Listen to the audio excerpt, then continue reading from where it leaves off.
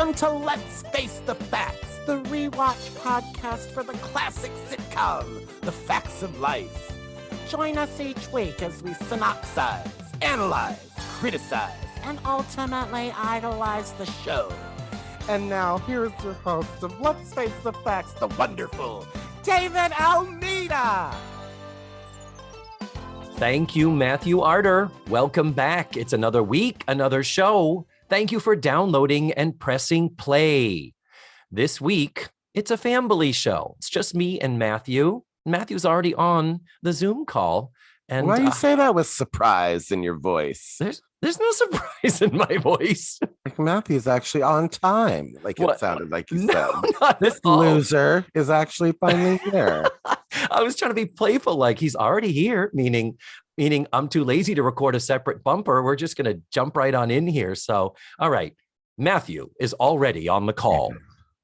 David, if I may, I feel like we need to start this episode by saying something loud and clear. Do it. I feel like it needs to be said how much we love Cloris Leachman. Yes.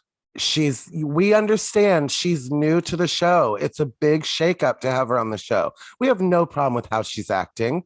We have a problem with writers that are wasting a legend. And yes. I think it's too big of a term to refer to her as that, even in 1986. I think by 1986, she was Cloris fucking Leachman. Yeah. And I just don't want because I was looking at some comments and it's like, oh, so much hate. Like I felt like people didn't understand our criticism of the character and could separate the character, because we obviously love Cloris Leachman. And there are several times in this episode alone where she is handing comedy gold, like she is polishing this turd as best she can. And we're certainly not mad at her or dislike Cloris Leachman. No, I just wanted to make that clear. Like, I mean, come on. No, I appreciate that you're doing that, because we have been very critical of, her presence, where she is and where she fits in, and it is nothing to do with her. And we talked about that article that was in TV Guide. I think it was between this season and season 9, where even the writers, and I think even Lisa Welchel, were commenting that, they were kind of having a little trouble feeling their way to what to do with her and how to write for her, but they figured it out. They figured it out. So they thought at the time anyway. But and next week she's hilarious in the Right or Wrong episode, when she's dealing with Andy's grandmother in the plagiarism episode. She's fucking awesome in it. Really, really good Cloris episode next week. This week, not even a Cloris episode. We really can't even, compare the two. It's like apples and oranges. So you want to start and want me to start with the nuts and bolts here? You ready for me? Yes, I do have. Well, another look at it. It's like not some great, not a lot of notes, but just like I have a lot of one-liners. And I just also don't want people to think like this has become a shit on the facts of life podcast. This is not a strong season. There are fun episodes, there are fluffy episodes, but it's just not a great season. And I'm sorry about that, because it does hurt to watch it and be like, but.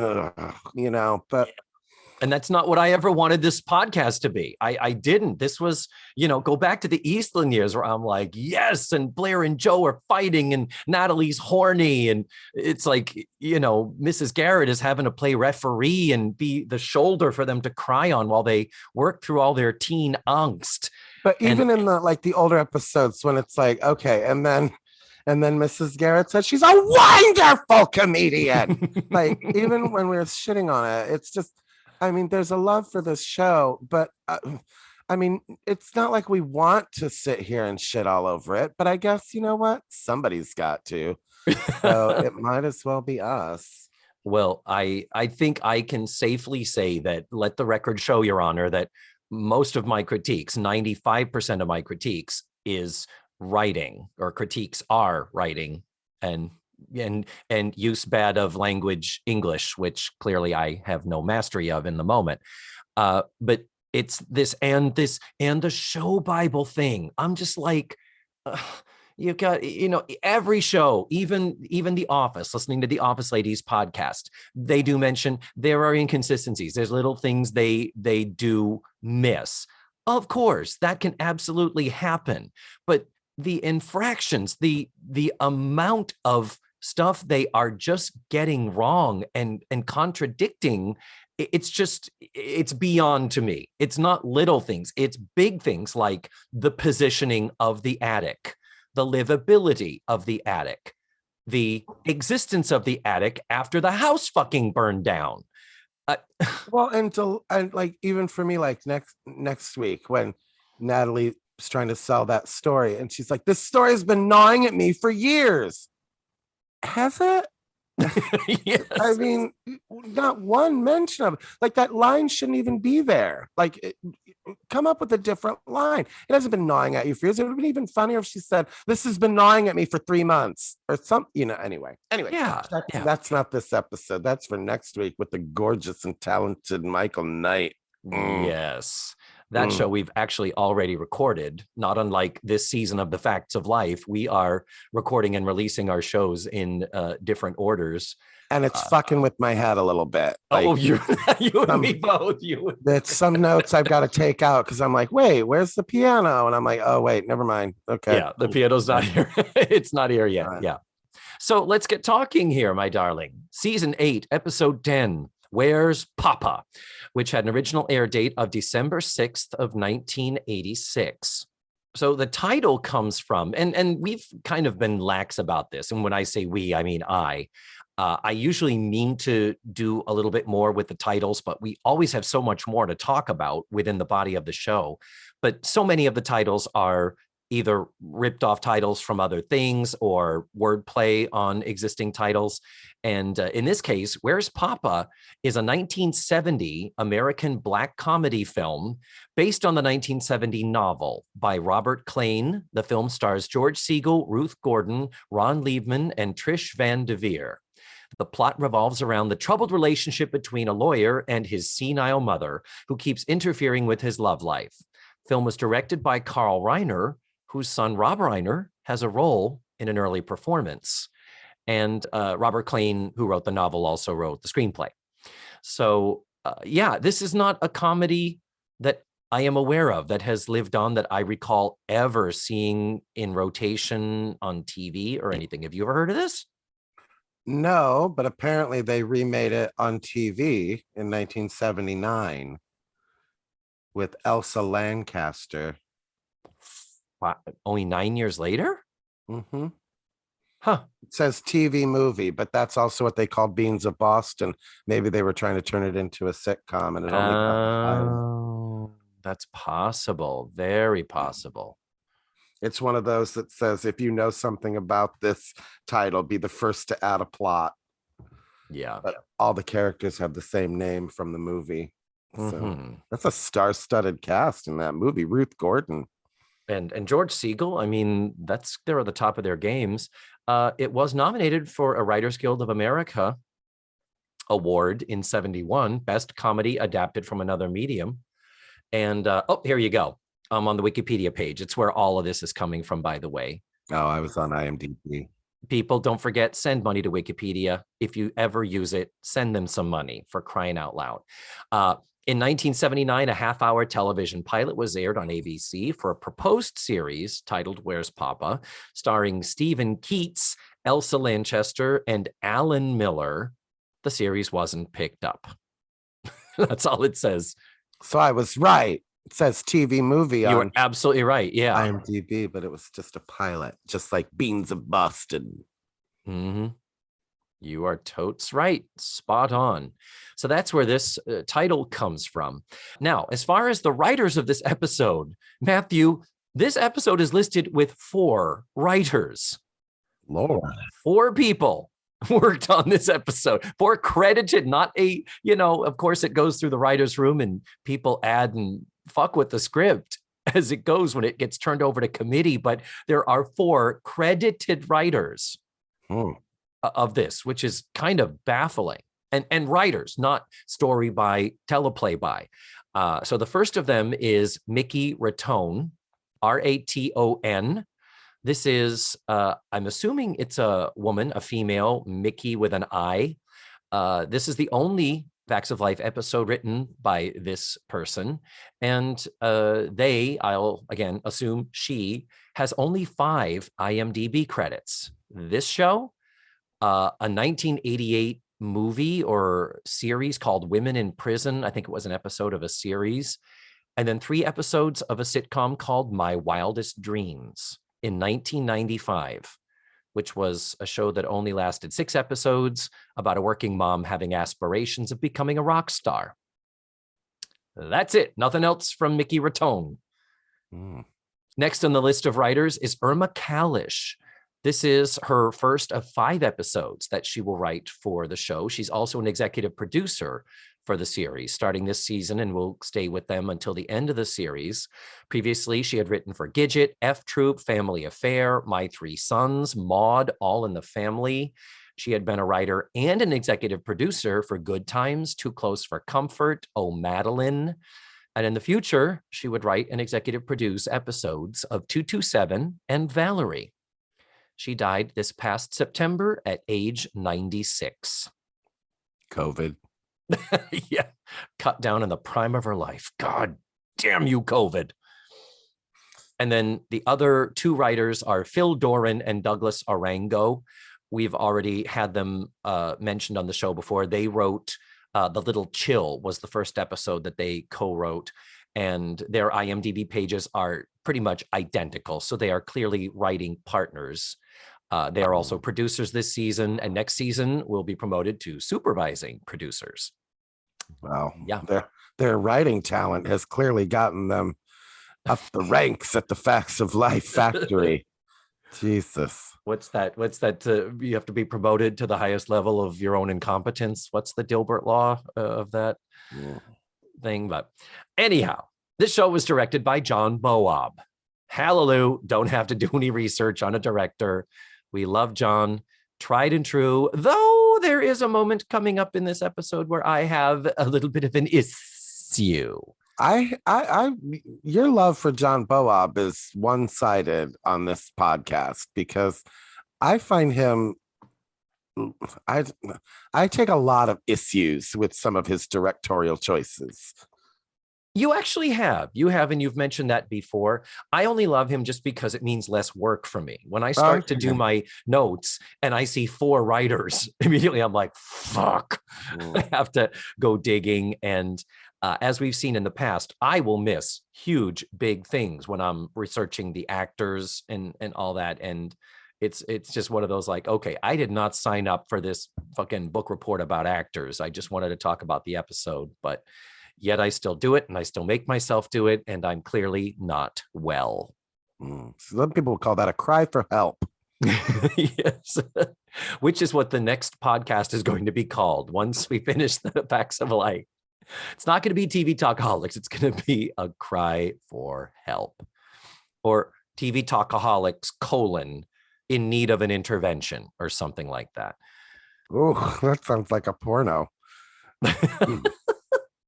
My colon's in need of an intervention, David. So, Matthew, this is normally the time when we put our guest on the spot and demand a short synopsis similar to what you'd find in TV Guide. And in the absence of a guest, it is up to you now. Right. Go ahead, give us the short elevator pitch for the episode. And Matthew, if you do run too long, Matthew is going to judge you. Ready, set, go. In this episode of The Facts of Life, Tootie gets another shitty review. Yeah. I thought of you.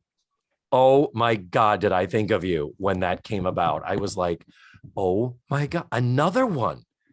Where next week, this thing with Natalie and this article that gets plagiarized from her next week, we're coming back to this whole thing of, is Tootie a good actress? And is Natalie a good writer? Did it occur to them to really put some effort into showcasing them to the best of their possible abilities? That was a viable career path for either of them? So we start in the fucking store, David. We are in the store. Beverly is minding the store. Thank God, because, it's their business, it's their livelihood, it's how they make a living. So somebody at some point needs to be there, I guess. Yeah. So Andy comes in late. He was running late and apparently was supposed to relieve Beverly Ann. And she says they had about 70 customers come in. Yeah, I about shit my pants when she said that. But the line is, we only had 70 customers. Bitch, that's like a red flag day for you, girl. I Yeah. would think if 70 fucking customers walked in here, you'd be like, we had 70 customers. But no, she Yeah, was you'd like, think she'd be completely frazzled and yeah, yeah, tearing her hair out. We or haven't seen excited that 70 we had. customers since Edna's Edibles opened. We haven't seen that many. Well, they were there to get her quiche, quote unquote. Yeah. Mhm. If you know what I'm talking about. Mhm. She had 70 customers, but they were all tourists from the Ukraine. They love anything American, David. That is true. And that is very of the time, because we were just at that point where the end of the Cold War, we were trying to make more connections there. And The yeah, Russians needed Levi jeans. Remember they that? did. Yeah, I did a concert tour with my college chorus of the Soviet Union, Poland, and Estonia in 1990. And they were like, bring jeans, bring extra pairs of jeans, because we'd run into young people at train stations. They would just walk up, say, are you from America? Are you interested in trade?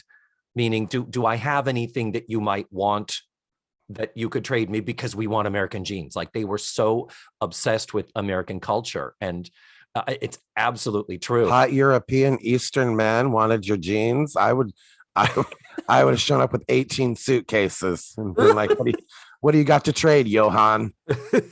You want the jeans? You got to trick or treat, my friend. Oh. But yeah, no, this is absolutely very, very accurate as far as it was of the time. And so Beverly Ann says that she mostly sold them Jelly Bellies, bumper stickers, and Joe's term paper. Joe has come running in. She had to chase the bus down 20 blocks to get back the term paper that Beverly Ann sold. Oh, Beverly Ann, you flaky McFlakes a lot. Well, my first question is, does Peekskill have 20 blocks? True. Probably And not also, 20 city blocks, no. And also, how far did it get? Like, going 20 blocks, like it would have had to stop. I mean, I don't know. It just, again, a kind of a ridiculous 80s sitcom over exaggeration, silly joke. Broad, cartoonish. Yeah. Yep. Okay, so in come Tootie and Blair. Why is Blair dressed like an extra from the Christmas show at the Grand Ole Opry, David? She looks like she is dressed to play the star or a snowflake in the Dolly Parton production of fucking White Christmas. Mm-hmm. God love Diana Eden. It's wonderful, but Matthew, I'm about to I think blaspheme a little bit. I'm about to make a criticism of a costume. And I hate to do that, as Diana Eden is such a close personal friend of ours. I'd love to ask her what was going on there. Remember, one of my complaints with her predecessor was they constantly were mixing summer and fall clothing, short sleeve, long sleeve. The colors and the things wouldn't match. Tootie is in a short sleeve jumper here. Shorts in length, short sleeve. Blair is dressed as she is. Beverly Ann does have on a short sleeve sweater, but a longer skirt. Everybody else is wearing long sleeves. This episode is broadcasting in December 6th in Peekskill, New York, meaning it was probably filmed in September, where even in September in the Northeast, you often need a coat. And no one's even wearing a coat in this, I think, until the very, very end when Blair comes in from her quote unquote walk. Is she having, and it's a trench coat. It's not a December winter coat. There should be a foot of snow on the ground. No. So this was very, very weird to me to see Tootie in this little shorty shorts thing. And yeah, I'm sure there was a reason for it. Diana, we're on your side, but I'm just having to point it out because I have a problem. Yeah. So what Blair and Tootie are talking about is a rehearsal that they have just come from. And Blair is saying to Tootie, well, you needed to project more. Does she, Matthew? Does Tootie need to project more? Is that a note you would ever give to Tootie?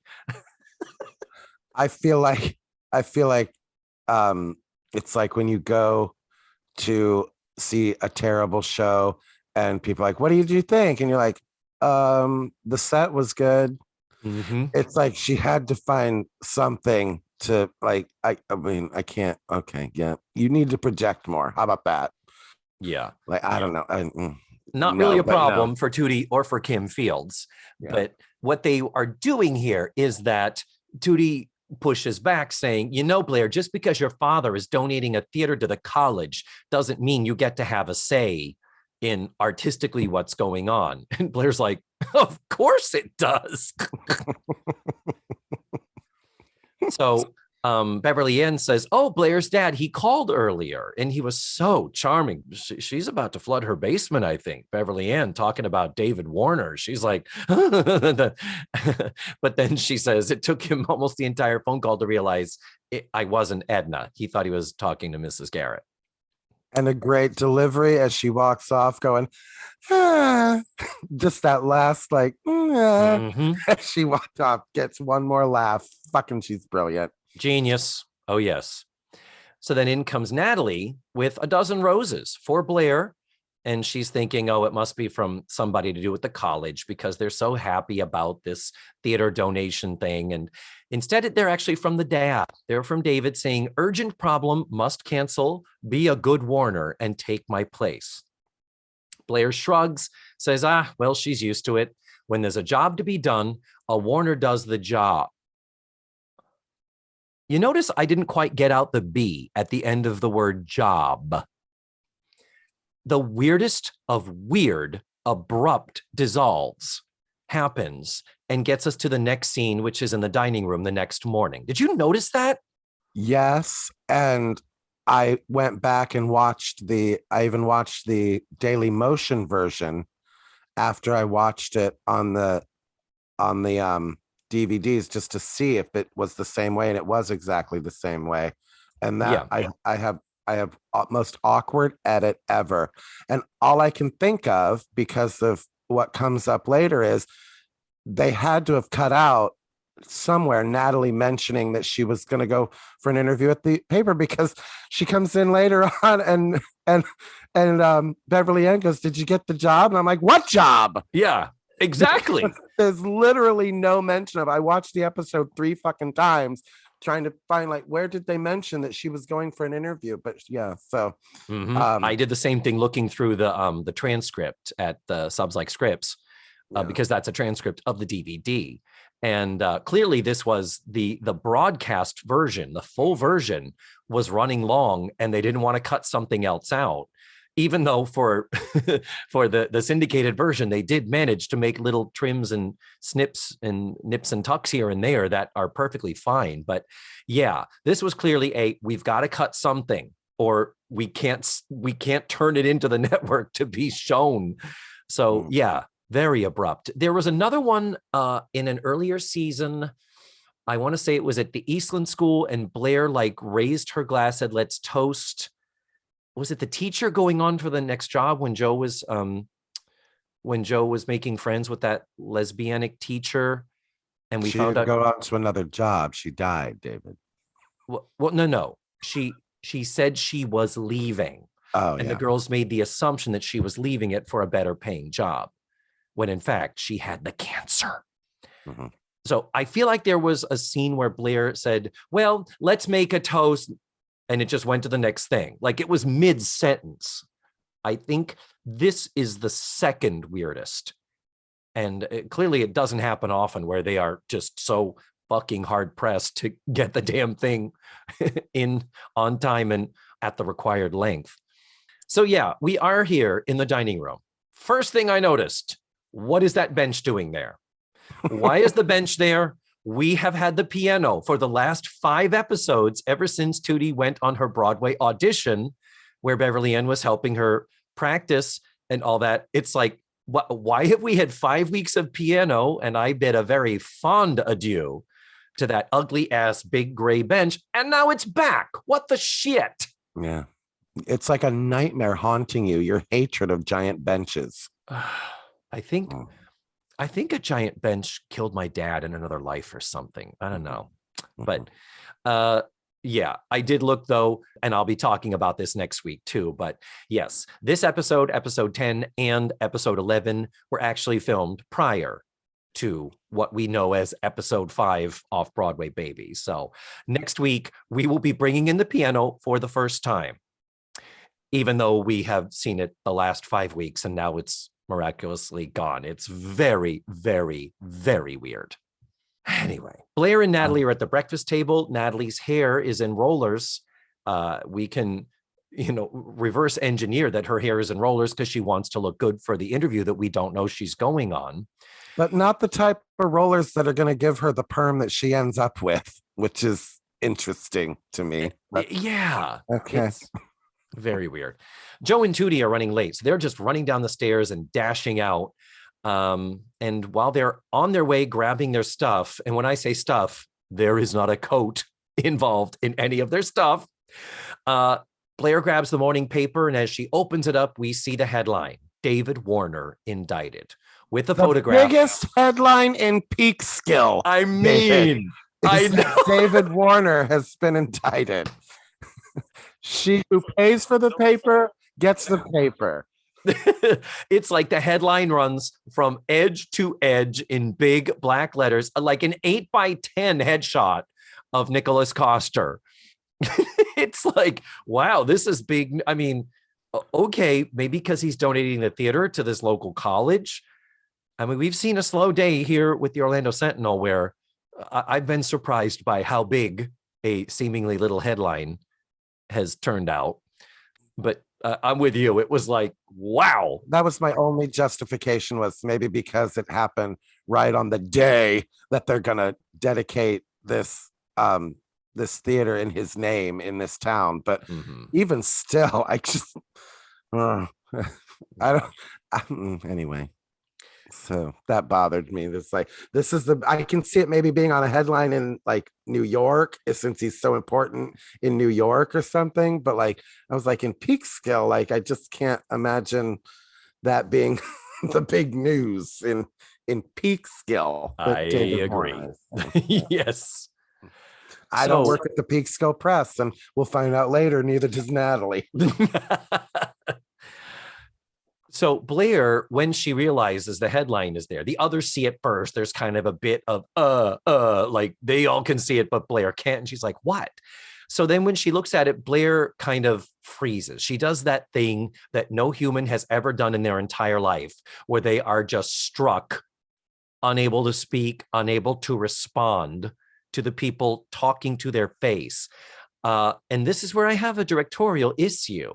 The weirdestly framed shot where it's the camera, I think it's like the middle camera. So it's looking to the left at the dining room table. We have the back of Natalie's head. We have Blair holding the paper in front of her face. So we can't see Blair and we can't see Natalie, but Joe and Beverly Ann are standing and we can see them. We can see Joe in profile looking at Blair. Beverly Ann is kind of facing us. And it's like, Blair, talk to us. What's going on? Well, we don't know. We can't see because we can't see her face. And then Natalie, back to the camera, says she's in shock. It's like, how do you know? I can't see her face, bitch. I know you can't. It's so bizarre. And anyway. Well, we have to watch Beverly Ann's scene here, and where, I mean, when she slaps Blair across the face, God, that was funny. Laughed out loud because of the slap, not only the slap being so ridiculously far from her face, like that it was like she completely missed, But the fact that she immediately face to face smudges her face up against Blair like she's holding her. And oh, I laughed so hard. So That was funny. so good.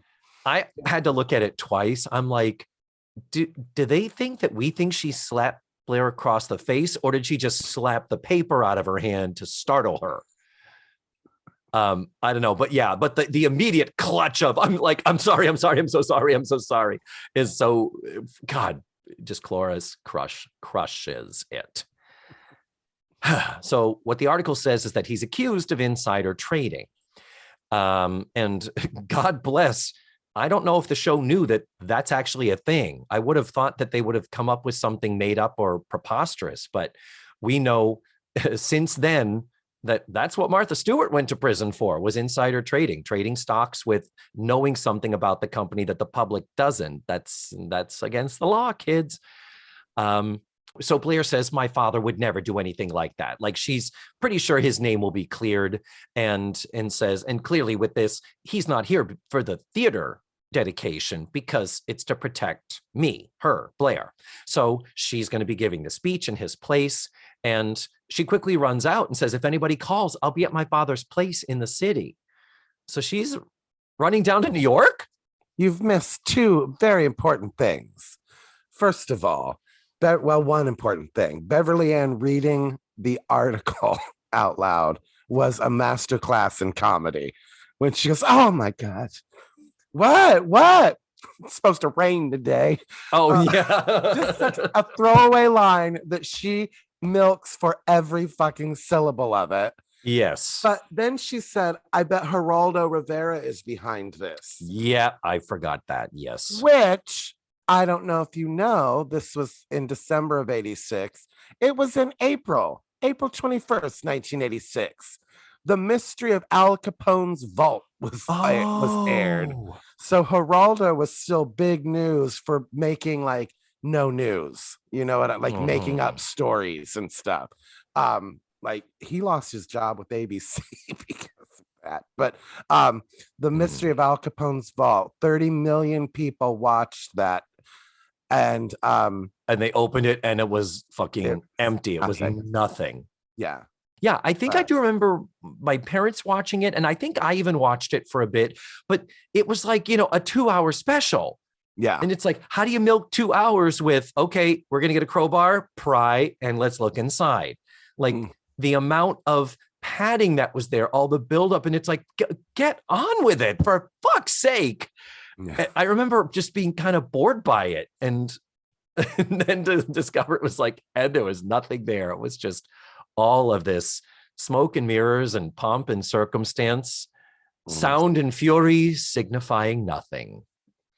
But yes, Blair, and this made me kind of whimsical a little bit, David. I know I use that term a lot, but Blair turns to everybody and goes, if anyone calls, I'll be at my father's place in the city. Do you remember what it was like to be literally unavailable?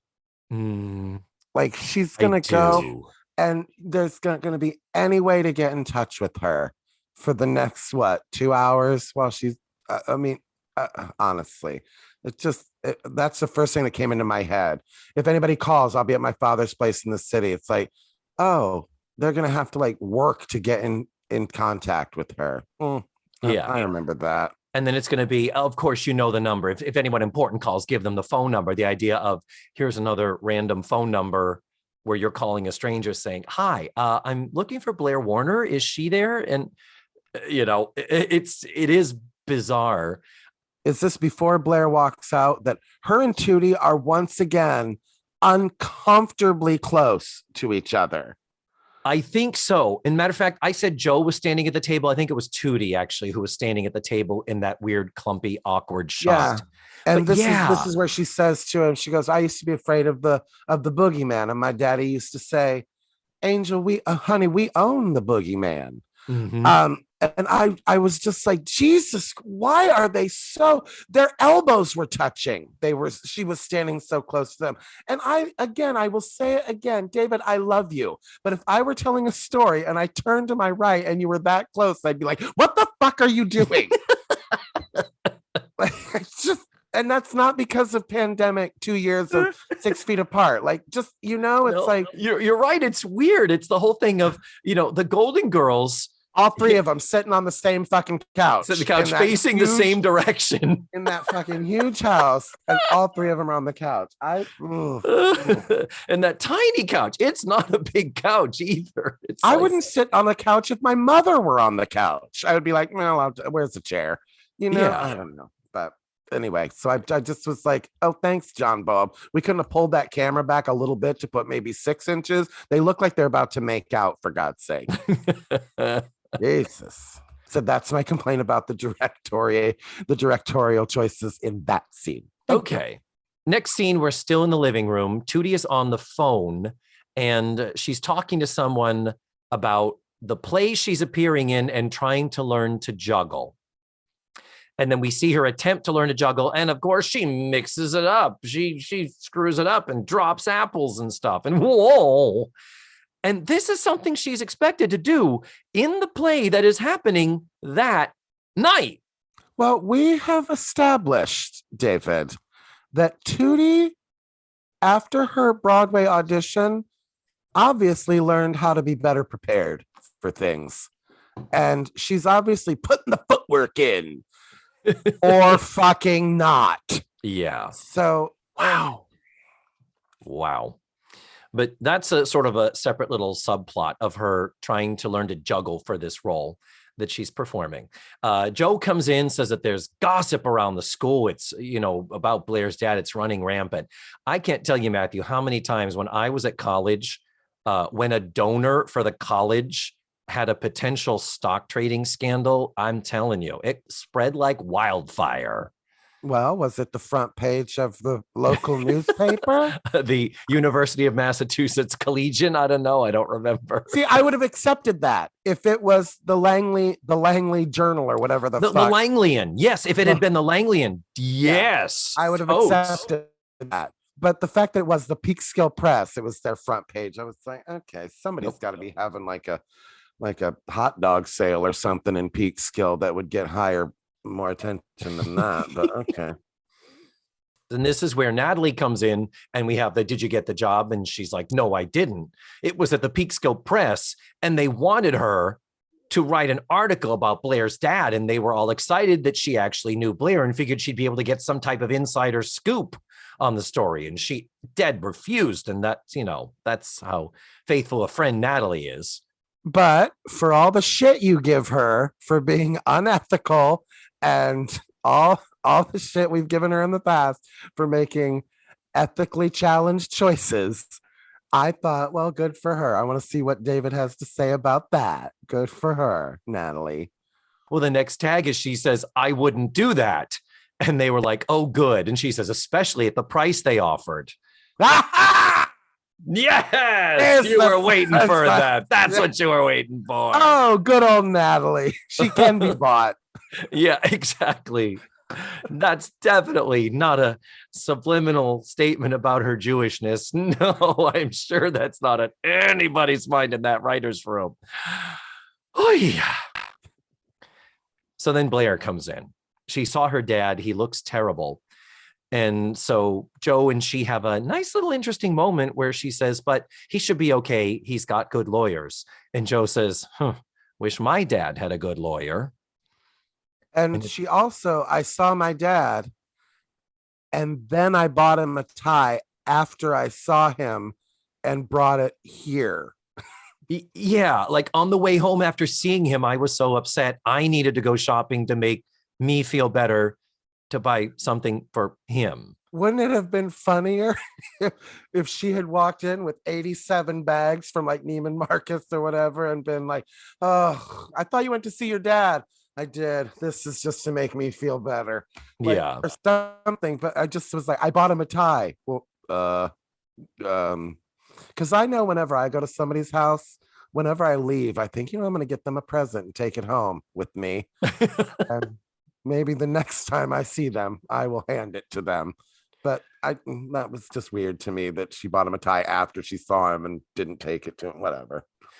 Well, maybe what they're thinking is that the next scene starts with her in the bedroom packing her bags, because at this point now she's planning an extended trip to New York to stay with her dad through the trial. And she's basically planning to leave right after the play that night. So she's getting ready. Maybe that was her intent, was when I go back, like he was so bad, he needed a fucking tie to make him feel better. And I'm going to be the one to give it to him. Okay. But that, believe me, I hate to ever be able to justify shit. I much rather be angry at the episode, you know.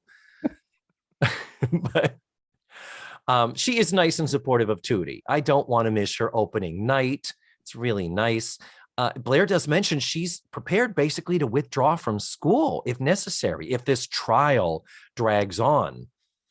And then Joe comes in, and Joe is wearing, my note says, again, seasons. Joe is wearing a short sleeve man shirt buttoned all the way up to the collar. And it looks like a summer shirt that a dude would wear. She's also got her hair pulled back in her newer mullet ponytail do, which looks very different from the ponytail she had a few seasons ago.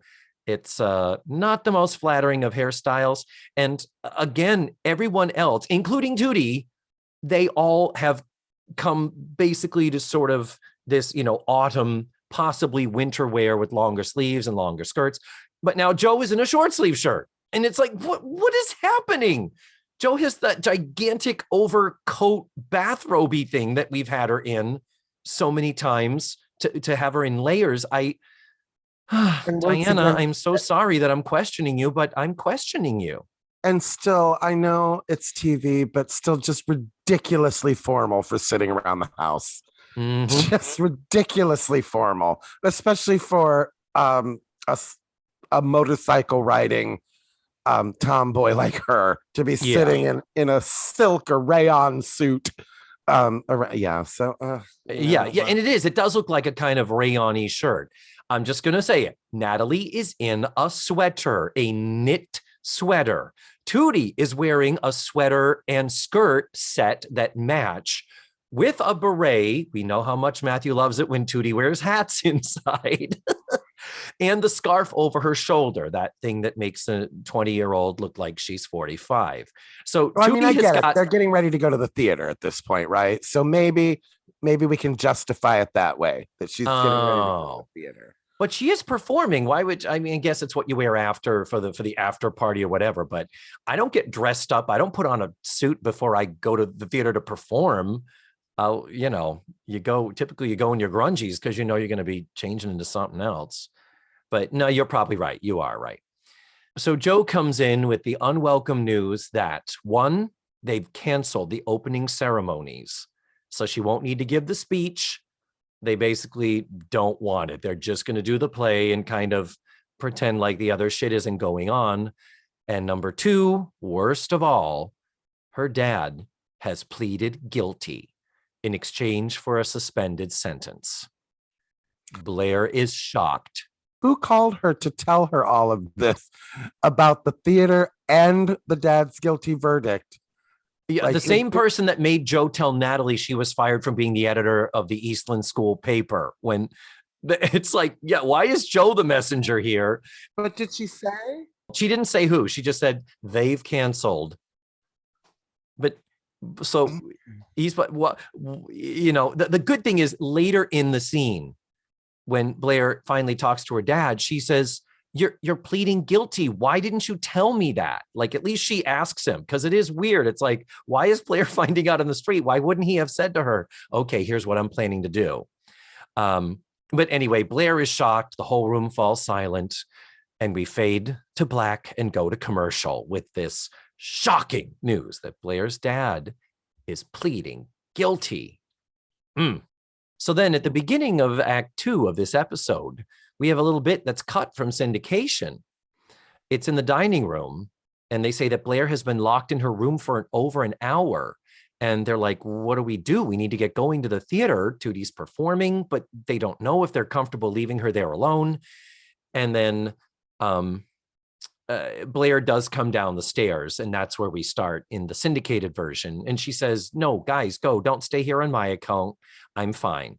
And then, but she's not going. She's just going to stay at home and be upset. I think her dad's name is on the theater. They've canceled the ceremony, so I think she's like, I should just. Yeah, maybe they don't need to see a Warner there tonight. Yeah, right. You're totally right. And she didn't want to field questions. She knew if she'd gone there, people would have been like, "What?" Like it would have been it would have been a flurry of questions from the Peekskill press. They would have been waiting outside. The paparazzi would have been following her, all the flashes and all that. Yeah. So the phone rings, and it is Mr. Warner. We have another great Cloris Leachman moment where she says, "Blair, your father's on the phone." She says, "Tell him I went out." And then she says, "I will not lie." She says, "Fine, tell him I don't want to talk to him." And she goes, "Blair went out." Genius. Perfect. Impeccably timed. Comically, Cloris Leachman is the shizzle. Yes. And we're hip and young, and we use words like shizzle like the kids are using. So the kids that listen to this podcast, they know we speak their language. We're like a Disney film. We speak these kids' languages. Beverly Ann does ask her, "Do you think you might change your mind tomorrow?" And Blair says, "I doubt it. I don't want to have anything to do with him." So they all leave. But Joe says, "You guys go. I'll be right out there. I gotta do something."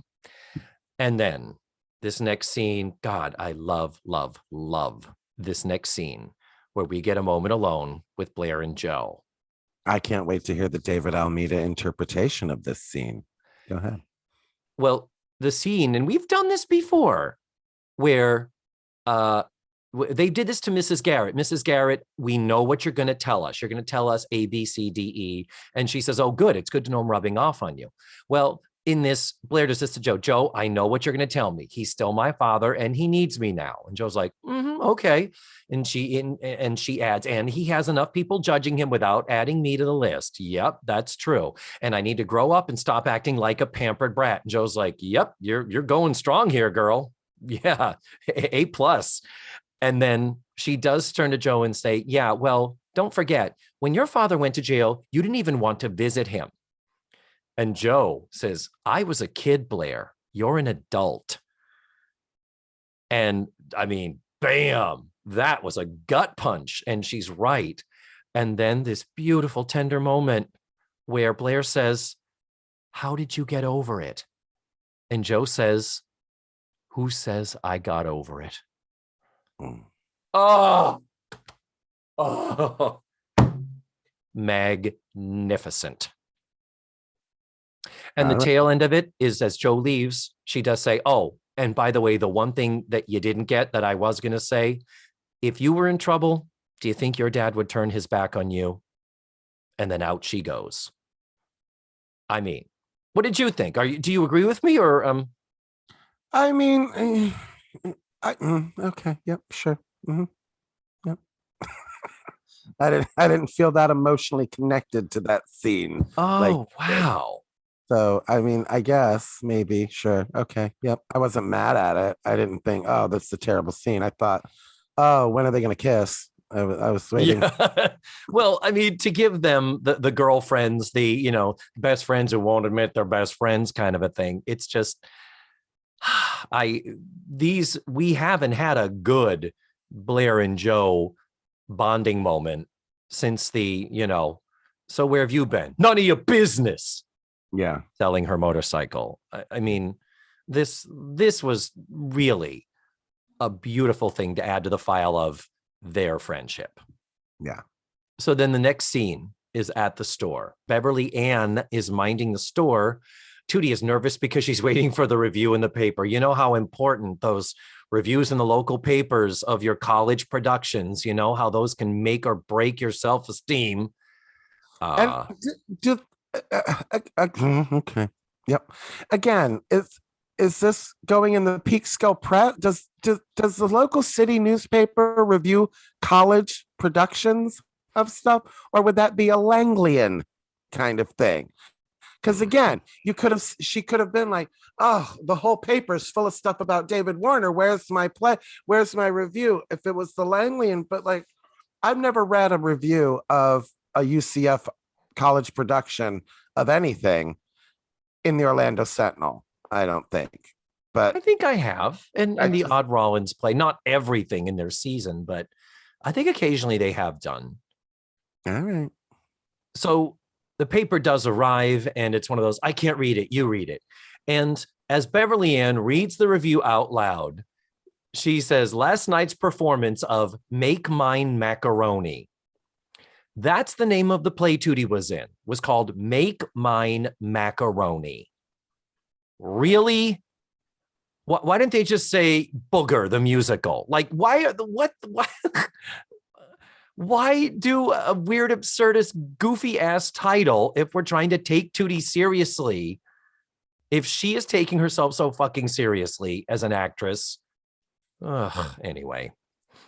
And anyhow, and the review is one of those great reviews where it says, and sensational isn't the word for it. Abominable is the word. The cast was uniformly inadequate. And so it's like, oh no, it's terrible, except for one standout, Tootie Ramsey. And I do have a note here for the writers, all four of them. What she reads is, and this is verbatim from the script, Ms. Ramsey is a remarkable comedy juggler. She was so inept, it couldn't have been on purpose. So it couldn't have been on purpose, meaning it had to be accidental. She was so inept, it had to be accidental. I wrote down who wrote this review. Yeah, I think they think there's a joke there, but they're expressing it the wrong way. I think the joke is supposed to be that Ms. Ramsey is a remarkable comedic actress. Her attempts to juggle and failing so miserably were the stuff of comedy gold. The idea that the critic assumes her incapability to juggle was a conscious choice when Right. we know Tootie just can't fucking juggle. Right. That would have been where the joke is, where she could have, and then have her say, oh my God, that's great, I got a good review. But they think I would, did they like me for the wrong reasons or the right? And then say, Tootie, take the fucking review. That I think would have been better. I really think it just got a little bit muddy there. Well, Natalie's response is about how she dropped all the eggs on the floor. Yeah. And even though she was practicing with apples, why you wouldn't just practice with fucking balls? But anyway, Natalie says, well, so much for yellow waxy buildup. Ha ha! Oh, that's right. So then Joe comes in, says that Blair has gone for a walk. She's still upset and needs time to think or whatever. And then in comes Blair's dad, Nicholas Coster, as David Warner. Woof. He is an attractive man. We've said that before. You have said, I believe, he could get it, Matthew. He could give me whatever if I would let him give me COVID. Wow. He is so handsome and debonair, and he's so charming. And he's so at ease in this part. He's so good in this part. He's just so good. I couldn't be in the same room with him. I'd turn into a little girl. Like I'm probably gonna do when we talk to Michael Knight next week. What? Anyway. Well, this is his third of 5 appearances as David Warner, Blair's dad. It's just like Marge Doucet, just like Mitzi Hoag, where you think they were on the show more often than they were because they make such an impact. Yeah. And, Mitzi Hoag's obituary was like Facts of Life star. Mitzi Hoag dead at 70, whatever. It's like she was on 3 episodes. What the hell? Yeah. 3 out of 201. But his last appearance was season 6, episode 24. It's Lonely at the Top. That's when Mrs. Garrett was in town and Blair was left in charge of the bakery, and she became a big pain in the ass. And At the end, remember, it was like, I'm going to take a position at a rival company because I don't want favoritism. And it's like, we were like, when have you ever worked for your dad's company? All the talk about her allegedly having these executive roles and positions handed to her over summer breaks or whatever. It's anyway, it was always very, very questionable. So he asks, of course, about Blair, and they're like, she's out for a walk, but and he gets right to it. He says, she doesn't want to see me, does she? And so they're like, well, we're not going to worry about that. Beverly Ann says, maybe we could have some coffee while we wait for her. And Beverly Ann takes him by the hand and brings him back into the house. Is that a sitcom trope, David? Have you ever taken someone by the hand in your own house to lead them into another room? I don't even think it's a sitcom trope. I think it's just a weird thing that happens here and now. She literally has only talked to him on the phone twice. I mean, I'm sure it's Cloris did that in rehearsal and they said, yeah, sure. No need to not do that. But because Cloris is so smart as an actress thinking, well, I'm playing that I am fucking into this guy, that his voice on the phone, like he sounded good on the phone, and that is what walked in. So she's reacting the way you would. I mean, I would have jumped into his arms, for God's sake, but I would have accidentally dropped something on the floor and been like, well, I'm so sorry. My butt is right up against your crotchal region, Mr. Warner. I love the word crotchal. That is such a beautiful word. That's what I'm going to name my theater company when I win the lottery and open mine. It's going to be called the Crotchal Theater, or just call it the Crotch for short. You know what? Oh, I'm in a show over at the Crotch. Yeah. Uh-huh. You can have a little black box theater called the Taint.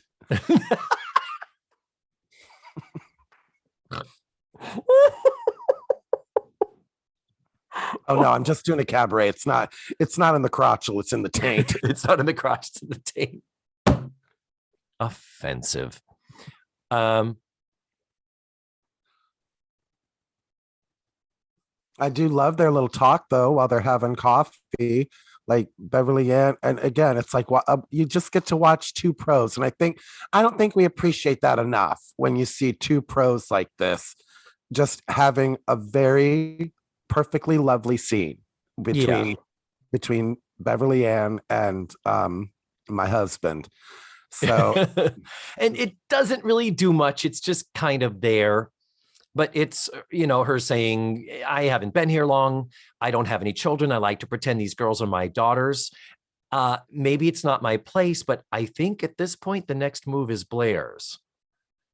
So a little bit, it's kind of like, maybe you shouldn't have come here. Like, but granted, she won't take the phone calls and he's her dad and supports her. Hello. But anyhow, Blair arrives. Blair comes home in a trench coat. Not a winter coat, a trench coat, because she was out walking. Very weird. No one else has worn a coat in this entire episode. Beverly Ann smartly clears out, and now we're just left with this lovely scene between Blair and her dad. Beautifully done. God, the two of them, they've worked so well together in the past. And I'm going to say this, much like I said on the episode, Daddy's Girls, David. Season 4, episode 8. As soon as the final scene started between him and Blair, I said, and I quote, I have no more notes because the rest of this fucking episode is perfect. It is. Absolutely. And it's just the two of them going at it. Lisa Whelchel is a formidable actress and holds her own with Marge to say, with Nicholas Coster. These are veteran professional actors, and the chemistry is so good. The casting was so well done here. I believe that he is her father. And I believe the way she looks at him, the way he looks at her, the way he calls her princess. Him and Marge are just probably my two of my favorite things about this whole series. Him and Fudge. Yeah, Marge, not Fudge, dear. Okay. Yeah. But and I believe that they would have been married at one point. And I don't think they ever are in an episode together. And yet they both are able to play the nuances and the backstory. They're so damn good. But what happens is They're in an episode together coming up when they graduate college. oh, okay. But at this point yet, we have not, because remember, he had to bail on her high school graduation. Yeah. So that's still to come. We have at this point not seen them together. Oh, I can't wait. Me too. I'm Do excited. some fucking scenery together. Yes. So the beauty of this scene is that Blair basically says she's kind of worked it out. And she has lines like, I've always known you weren't the ideal father, but that didn't keep me from wishing you could be. When I got in trouble, you never deserted me. You never would. And I've accepted the fact that you are the father you are, and that's ideal enough for me, which is really beautiful. And then he gets to say after this, I'm so happy to hear you say that, because he reveals to her he didn't do the insider trading thing with the stock. It was her grandfather, his father, who had also been a guy who was rich, who traded stocks. And as he puts it, he was a whiz at investing, but it was a different time. After he retired, he was so bored, he decided he wanted to get back into the game one last time and didn't realize the rules had changed and he broke the law. So he's 87 years old. And he said, I can't see him going through a trial. Even if he were to get a suspended sentence, it probably would have killed him. And so Blair realizes, oh my God, you're fucking taking the fall for grandpa, for your father. And this is not to be confused with the grandfather that donated the library to Eastland that was part of the KKK. This is a different grandpa. Well, it is, because the other one was Marge Doucet's dad. We've already established that. Carlton Blair. So the idea is that Blair would have been Monica's maiden name, and that she married David Warner. And what are they going to name their child? Blair. I mean, I love that. To me is beautiful. So yes. So yeah, Blair has one grandfather, KKK, the other grandfather, criminal investor. Yep. Just checking the boxes here, kids. So then in response to this, so what I'm not certain is, they say that he pleaded guilty for a suspended sentence. So is there still not going to, I guess there's not going to be a court case. Right. So that's right. Blair was packing up her bags for an extended stay, assuming it was going to be a long drawn out court thing. But Joe coming in and telling her he's pleaded guilty, meaning you don't got to go. This is done. But it was for a suspended sentence. So he'll, have to be on probation, assuming he won't serve any time. But Blair then does a little bit of a sitcom trope here. Would you like to hear the speech that I was going to say last night before the show at the theater? And he's like, sure. So then she goes into just stuff about how David Warner is a man I'm proud to call my father. Like, she was already there. And she it's does sitcom tropey, David.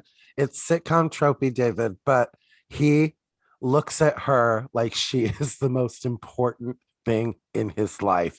And Agreed. I was on board. So I Agreed. have 0 notes from the moment he walked in, other than I would do horrible things to him. He is still alive, Nicholas Coster is still alive and still working. He is 88 years old. Most recently, he appeared in American Crime Story, the Linda Tripp, Monica Lewinsky series, which I think is still ongoing, or I think it's in the process of dropping right now. If not, it was very recent. It's over with. The good thing is the speech doesn't go on too long. But yes, it is a lovely moment where she basically has already, it's lovely because she's already come to a point of acceptance of loving him unconditionally. It's not in response to him saying, I'm going to take the fall for my own father. She got there without that information. without the insider information. I mean, you see what I did there? You should write for sitcoms. So, last words of the episode, Blair says, Daddy, I am more proud of you than ever. If you can love your father that much, how could I love you any less? And he says, I love you too, princess. And they hug. Freeze frame, roll credits. I agree with you. That final scene is really perfect. He's just so goddamn good. Mm-hmm. He's just so good. And Lisa is so good They're with him. Both so good. They made each other better. It's great because when you see good actors that can build off of each other's energy and the challenge of having to play the backstory. We know so much about Blair's childhood, so much about her disappointment in her parents getting divorced, how it fucked up her relationship with Cliff, with the whole thing of, men not sticking around in her life and in her world, and with her parade of stepfathers and all that. And that is all there. It's all here. The writers got it right as far as they did put a little bit of it in there. And then the actors just took it and hit it out of the park. Bravo. Still have a problem with that damn short sleeve onesie that Tootie was wearing at the beginning, though. Can't get past that. But this scene was perfect. Yeah. Yes. Oh God, David, I've got to go clean up my yellow waxy buildup. Which was the name I danced under. Did you? Yellow waxy buildup. That's it. Well, like I said, I'm not going to record a bumper, so we're just going to end this all by saying this was a great show. And next week we've got season 8, episode 11, Right and Wrong. That's original air date December 13th of 86. And our friend Michael Knight is going to be joining us. Oh, speaking of men I would let do horrible, horrible things to me. Mm-hmm. Yeah. Is he? Oh, he is so. It's a good one coming up. No, he's not an unattractive man. I'm going to try to remain professional. Yeah, try. But yes, if you want to watch the episode ahead of time, it is always available at dailymotion.com. I've got to find that user. I need to write them a private note. Stargazer. That's the user on dailymotion.com who has posted all the episodes, and they haven't been pulled down by the syndicate or by the internet police. I don't know who they are, but God bless them for having put them up there that we can access them. That's the only place we can consistently send people and know that they're not going to be taken away. God, famous last words. I shouldn't have said anything. It's probably going to be gone now. But anyway, the links will be in this episode's show notes and on the webpage as well. So that's it. Thank you so much, guys, for listening to this week's show. On behalf of me and Matthew, remember, the facts of life are all about you.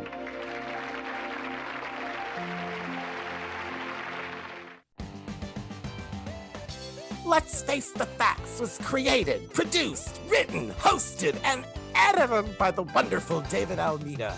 Our theme song was beautifully arranged and recorded by Ned Wilkinson. Please visit FaceTheFactsPod.com for supplemental photos and videos, links to social media, and ways that you can support the show. And don't forget to subscribe, rate, and review. This is Matthew Arder saying tune in again next week for another thrilling episode of Let's Face the Facts.